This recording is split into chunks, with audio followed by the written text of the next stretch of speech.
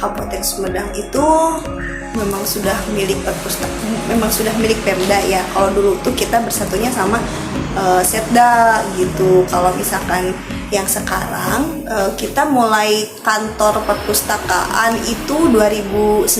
Sebelumnya memang sama UPTD, kita ada di bawah UPTD Disdik. Jadi awalnya di Setda, kemudian pindah ke di bawah Disdik. Nah, kemudian jadi kantor perpustakaan itu pada tahun 2009. Nah, kemudian kita gabung 2016 ke 2017 itu sama Arsip dan berubah namanya jadi Dinas Arsip dan Perpustakaan Kabupaten Sumedang.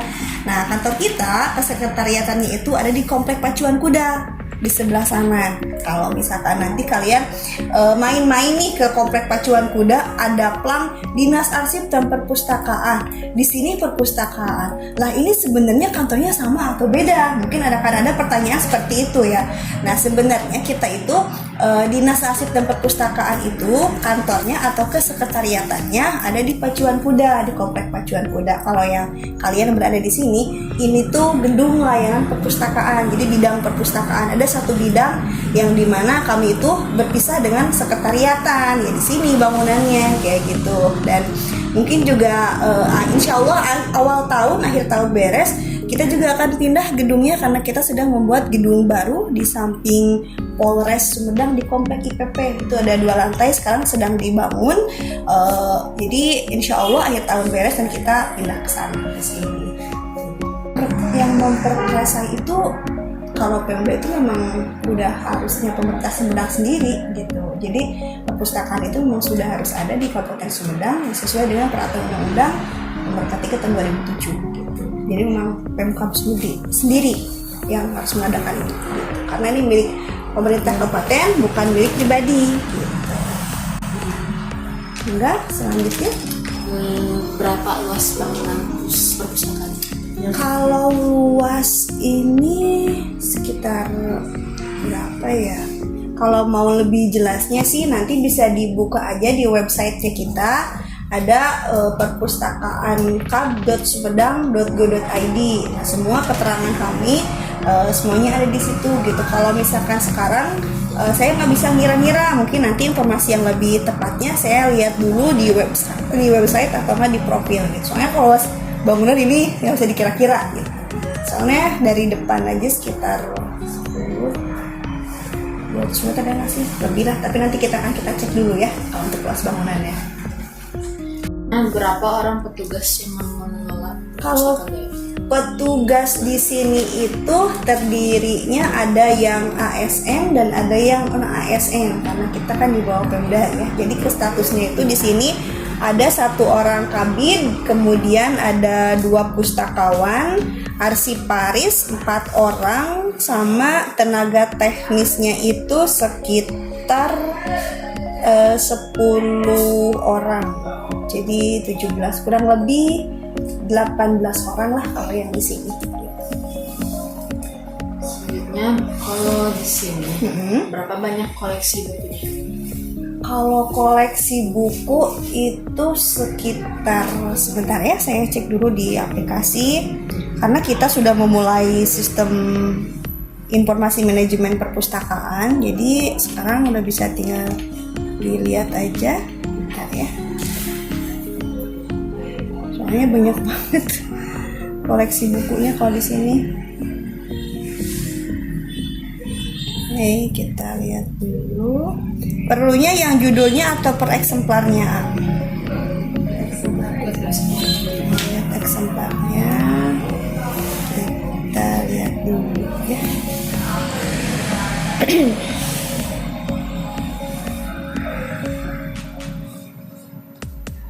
31.647 eksemplar, 12.716 judul. Kalau koleksi sih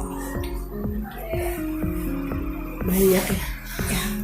Ini masih kurang sebenarnya kalau lihat dari geografis produk Sumedang, kita masih koleksinya segini masih kurang. Masih kurang. Masih kurang untuk 32 ribuan masih kurang nih. Tapi yang berkunjung banyak gitu. Yang berkunjung per hari kurang lebih 50 orang. 50 orang itu kalau lagi sepi sih. Kalau lagi sepi itu sekitar 30, kalau lagi rame 50 nyampe ke 78 100 kalau rombongan gitu. Cuman karena sekarang kan ya diketahui sendiri ruangannya juga terbagi-bagi, terus juga masih dalam COVID-19, jadi keterbatasan. Biasanya kalau rombongan kita udah sekitar 20 atau 30, kita nyiapin dulu ruangannya gitu. Nah cuma karena sekarang lagi dibatasi, beberapa rombongan atau kunjungan harus diatur dulu. Biasanya kalau sehari ada 2 rombongan, 3 rombongan, sekarang perharinya kita batasi dulu, termasuk juga yang di depan. Di depan kan cuma sekitar 10 orang lah paling. Jadi kalau misalkan lebih dari itu, kami arahkan untuk seperti ke ruangan remaja yang itu B corner, ada ruang komputer sama ruang anak gitu, sama ruang referensi paling belakang. Jadi kita bagi-bagi aja. Jadi sempat ditutup dulu ya waktu COVID? Iya, waktu COVID tutup total.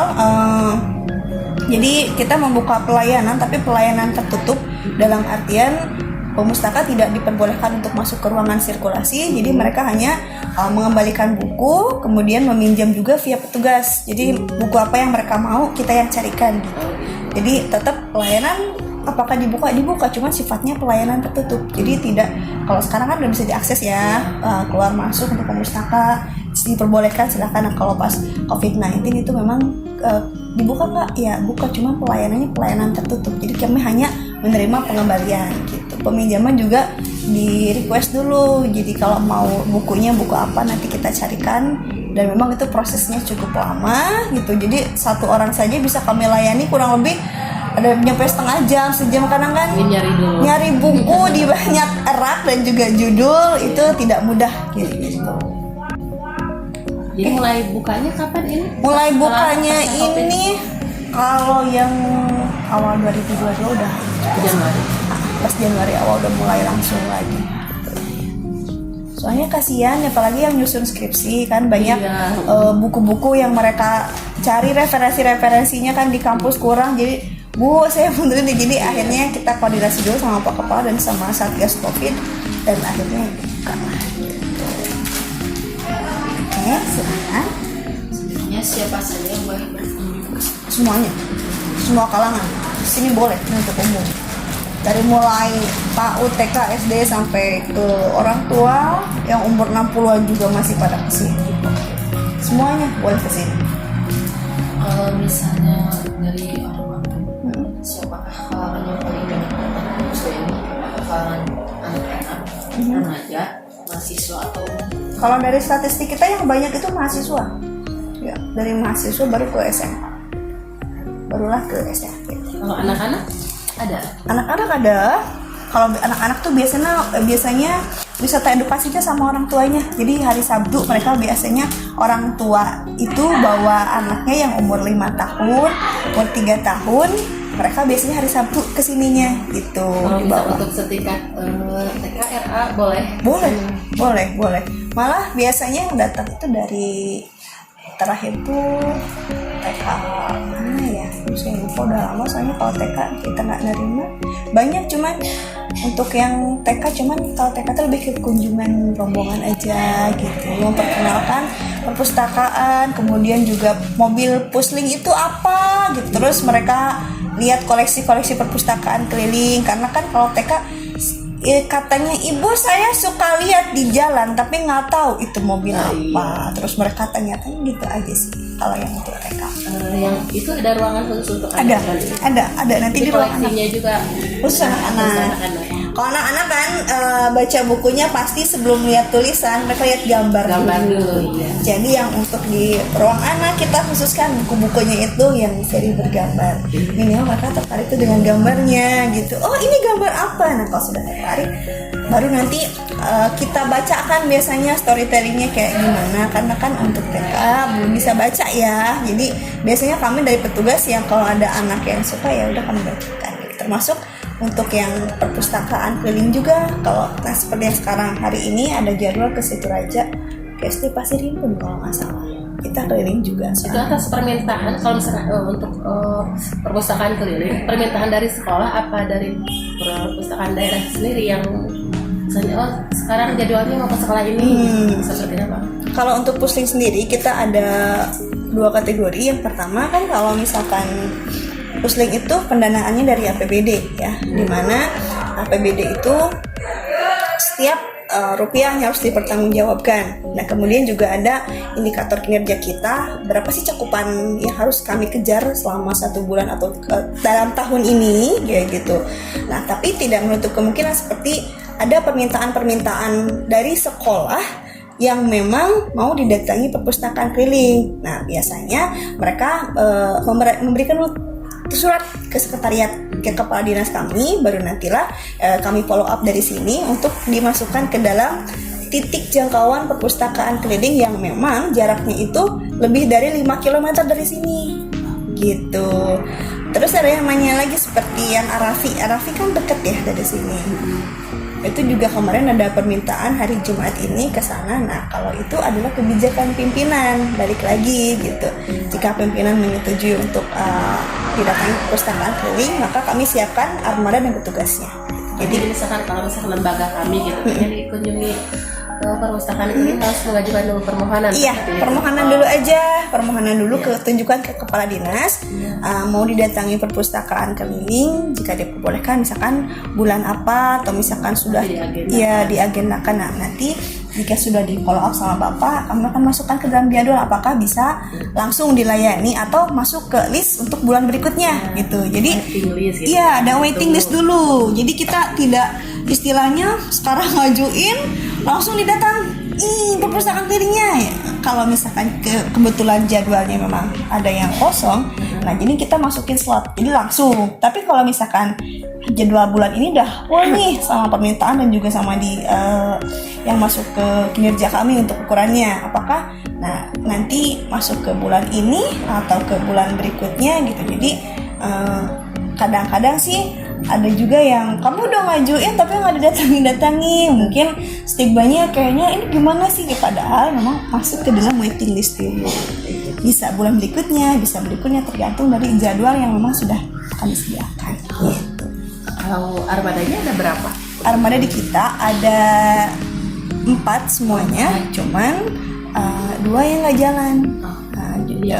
Yang beroperasi hanya 2 dan itu pun kami sesuaikan. Untuk yang armada ke SMA buku-bukunya apa, ke SMP juga ya beda-beda kayak gitu. Lanjut? Enggak?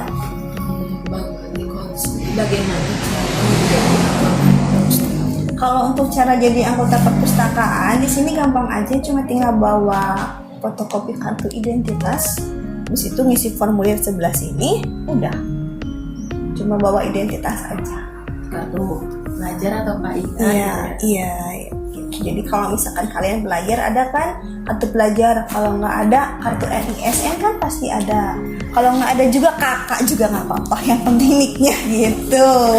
Iya, gitu yang dipermudah untuk belajar. Sebenarnya bagaimana cara anggota meminjam buku? Kalau cara anggota pinjam buku, pertama kan daftar dulu di sini. Lo daftar di sini, nanti kita masukin inputan data ke dalam sistem. Terus nanti dikasih kartu anggota. Nah, kartu anggota itu dibawa setiap kali peminjaman sama pengembalian. Barulah ke bagian sirkulasi, nanti yang paling depan itu menyerahkan kartunya, terus mengambil buku yang mau dipinjemnya. Itu maksimalnya 2 buku untuk 1 minggu. Jadi kalau misalkan sekarang daftar, Bu boleh langsung pinjem buku nggak? Gitu. Jadi sekarang daftar boleh langsung pinjem buku, maksimalnya itu 2 buku untuk 1 minggu gitu. Terus juga untuk kartu anggotanya kan nanti ada nomor anggotanya ya. Nah jadi di kita tuh ada wifi di sini disediakan. Jadi pemustaka itu nggak cuma minjem buku aja, tapi juga boleh internetan. Wifi-nya itu kami berikan akses selama 3 jam untuk yang anggota. Kalau untuk yang non anggota 30 menit gitu. Selanjutnya, bagaimana jika anak yang ingin menjadi anggota tetapi tidak memenuhi syarat-syarat? Kalau itu nanti ada surat dari orang tuanya kan. Kalau dari kita tuh minimal 14 tahun atau 13 tahun ya. Nanti bisa dilihat persyaratannya ada di sebelah sana. Kalau misalkan persyaratannya kurang, nanti ada surat dari orang tuanya gitu. Jadi tetap kok tidak dipersulit untuk jadi anggota perpustakaan. Selanjutnya, apa tata tertib khusus perpustakaan daerah? Kalau tata tertib khusus sih standar ya, dari mulai pertama seperti di paling depan kalian mungkin bisa lihat ada locker yang paling depan. itu bisa buat penyimpanan tas, kemudian jaket, topi, helm simpan dulu sebelah sana. Kalau misalkan tasnya kegedean, itu baru terbolehkan dibawa ya, dengan catatan lapor dulu ke petugas gitu. Kemudian dilarang untuk membawa makanan sama minuman yang di ruangan sebelah sana, Bu. Tapi kalau misalkan baiknya sambil makan sambil minum, boleh, kita sediain paling belakang itu ada gazebo. Nah, gazebo itu diperuntukkan untuk pemustaka yang mau makan, mau minum, itu boleh. Kemudian paling itu secara teknis kedatangan dari mulai ke sini. Nah, kalau untuk yang teknis peminjaman pengembalian itu nggak boleh telat ya, balikin bukunya, nanti kena denda dong kalau kayak gitu ya. Jadi tidak boleh telat mengembalikan buku. Dendanya itu berupa Hal dendanya itu Rp250 per hari per buku. Jadi tetap Bu, nanti ketelatannya apakah kalau misalkan disengaja atau nggak disengaja kayak gimana ya? Kita juga ada tolerir dulu, mau langsung didenda, diperingatkan dulu.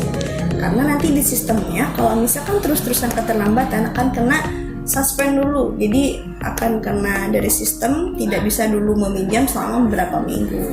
Jadi untuk buku-buku karena ini buku milik masyarakat, milik pemerintah, dimanfaatkan untuk masyarakat. Jadi biar sharing kemanfaatannya ya, jadi bukunya mohon dikembalikan tepat waktu. Gitu aja sih. Sama dirawat bukunya, kalau bukunya yang dipinjam jangan sampai rusak kayak gitu. Jangan sampai hilang juga. Yang terakhir, minat baca di Indonesia rendah, termasuk di Sumedang. Kira-kira upaya apa yang dilakukan oleh pemerintah dan pihak perpustakaan daerah untuk meningkatkan minat baca?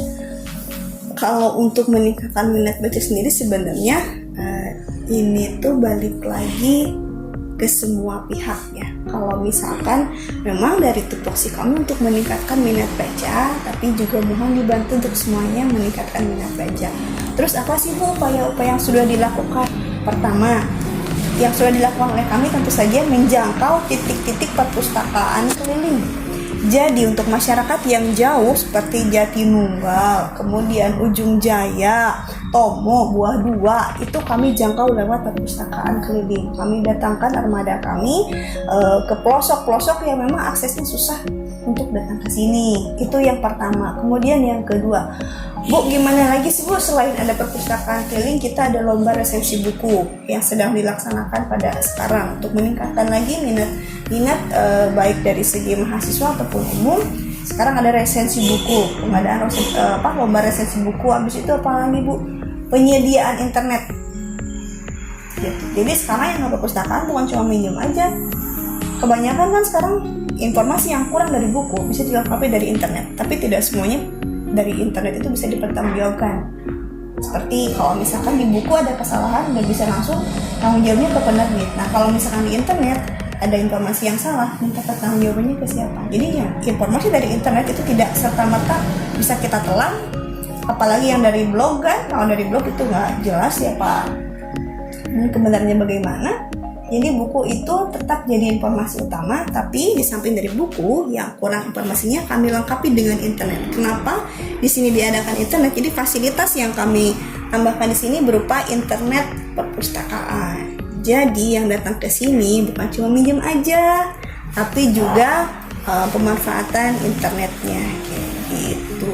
Terus selain lomba, pusling, kemudian juga ada apa lagi ya lomba yang sudah kita lakukan itu pemilihan duta baca. Sekarang lagi digodok programnya. Nah kebetulan kalau di perpustakaan Sumedang sendiri baru tahun depan akan diadakan, tapi yang dari delegasi Sumedang untuk ke provinsi itu sudah ada yang menang tahun 2020 ada kandidat cuman nggak masuk ke 3 besar. Baru 2021 itu juara satunya itu dari Sumedang, duta baca Provinsi Jawa Barat itu Lia dari UPI. Kemudian 2022 kemarin juga ada juara 2 kalau nggak salah.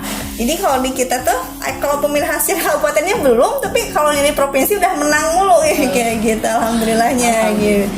Kayak gitu. Terus upaya lain lagi selain pusing, penyediaan internet, kita baca banyak sih. Cuman yang dukungannya dari semuanya nih, kunjungilah perpustakaan, sudah kami sediakan di sini buat teman-teman. Nanti kalau misalkan ke MTS ada mobil yang lewat, ada tulisan perpustakaan keliling itu, kami sedang melaksanakan peningkatan minat baca dari sini gitu.